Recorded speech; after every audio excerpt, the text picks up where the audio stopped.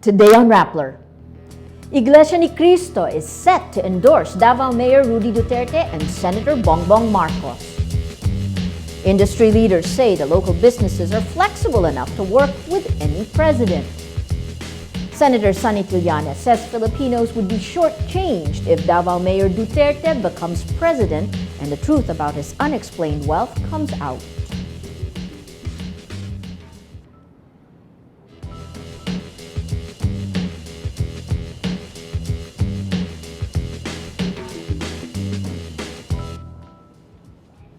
Hello and welcome. I'm Maria Ressa. We come to you live from the Rappler News Center. This is your 9 p.m. update in the run-up to the 2016 Philippine elections.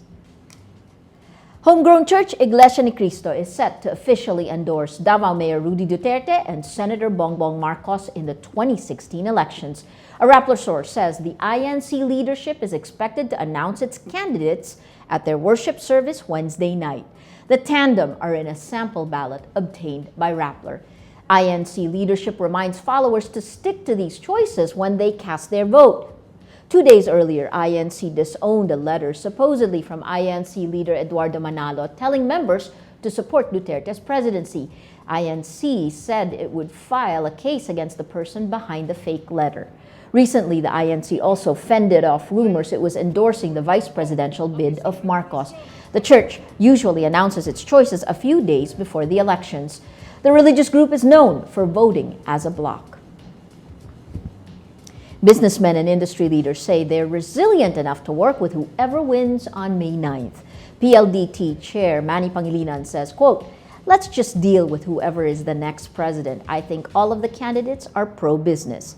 Globe Telecom Chief Commercial Officer Alberto de la Rezabal says local businesses have the flexibility to work with the people's choice. Makati Business Club Chair Ramon Del Rosario says gains from the Aquino administration would likely continue, but adds the management style of the next Philippine president will impact growth rate in the long run. After 9 years, farmers in Bukidnon marched to Manila again, this time for administration vice presidential bet Leni Robredo. Robredo championed the farmers' clamor to till their land in Sumilao in 2007. The farmers arrived Tuesday after traveling 19 days. Siya ay nasa likod namin habang kami ay naghihingi ng tulong sa akbayan ay si Ilinit po ang nag-aakbay sa amin para kami tulungan. Dahil kay Lini ay nakuha namin yung 144. They passed through areas including Quezon, Naga, Cebu, Albay, Samar, Leyte, Cagayan de Oro, and Davao. Senator Antonio Trillanes says that if Davao Mayor Duterte wins and the truth about his so-called undeclared wealth comes out, the Filipino people would be shortchanged. He says it's a Pandora's box that might undo this candidate when he becomes president. Then Filipinos have found creative ways of dealing with such situations, so I'll have to wait and see.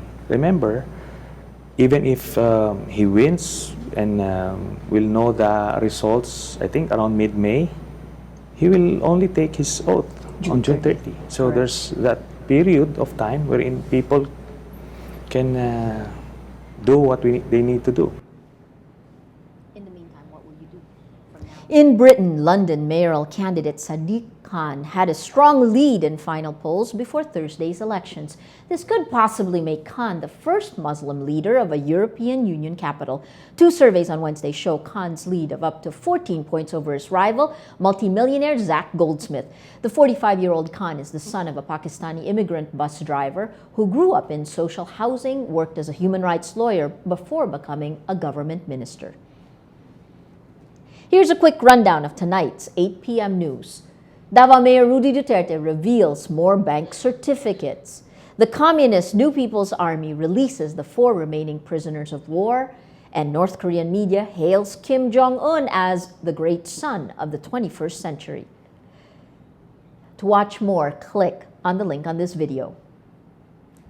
And that's the 9 p.m. update. I'm Maria Ressa. Join us again tomorrow. We leave you now with tips on voting, what to expect on Election Day, and how to volunteer on May 9th.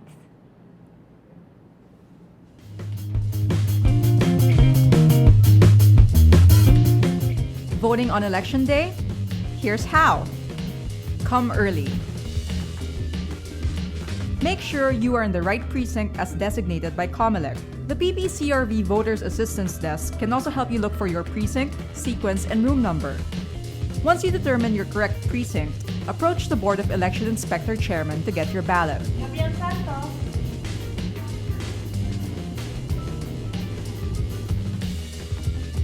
Make sure your ballot is new and clean, no markings or dents.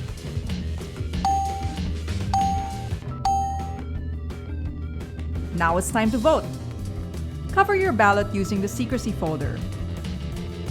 Fill out your ballot by completely shading the circle beside the names of the candidates and party list of your choice. Do not write anything else on the ballot.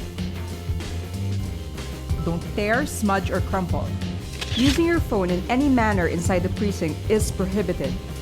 After filling out your ballot, approach the vote counting machines or VCM. For persons with disabilities, senior citizens, and illiterate voters, headphones will be provided so they can follow VCM instructions. Insert your ballot into the VCM entry slot. Return the ballot secrecy folder and marking pen to BEI support staff or poll clerk. VCM screen will flash some names of the candidates you voted for. Do not pull the receipt. The poll clerk will fold and cut your receipt for you. After indelible ink is applied on your forefingernail, you will be given your voter's receipt. Review your receipt. Drop your receipt on the receipt receptacle box. Remember, you are not allowed to leave the precinct with your receipt. Congratulations, you have successfully voted.